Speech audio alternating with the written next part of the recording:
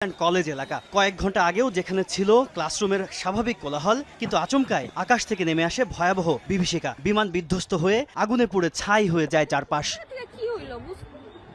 দুপুর 1:06 দিকে উড্ডয়ন করে বাংলাদেশ বিমান বাহিনীর F-7 BGI মডেলের একটি প্রশিক্ষণ বিমান। বিমানটি চালাচ্ছিলেন বাফা 76 ব্যাচের ফ্লাইট লেফটেন্যান্ট তৌকির ইসলাম সাগর। 13 মিনিটের মতো আকাশে ওড়ার পর হঠাৎই নিয়ন্ত্রণ হারায়, বিধ্বস্ত হয়ে আছড়ে পড়ে মাইলস্টোন স্কুল অ্যান্ড কলেজের বিল্ডিংয়ে।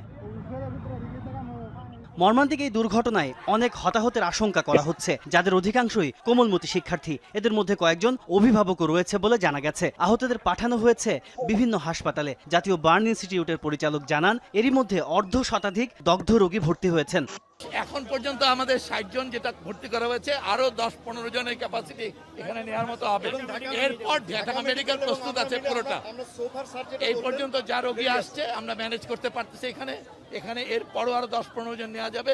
বাট ঢাকা মেডিকেল কলেজ পুরোপুরি রেডি আছে, এই বাড়তি রোগীদের ওখানে পাঠানো হবে। এখানে একজন আর দুজন সব মিলে আমাদের কাছে এই মুহূর্তে 3 জনের মৃত্যু সংবাদ আছে। ঘটনাস্থলে উদ্ধার কাজ চালাচ্ছে ফায়ার সার্ভিসের 8টি ইউনিট, আছে সেনাবাহিনী, নৌবাহিনী ও বিজিবি। ফায়ার সার্ভিস জানিয়েছে প্রায় 1 ঘন্টার চেষ্টায় নিয়ন্ত্রণে আসে ঘটনাস্থলের আগুন।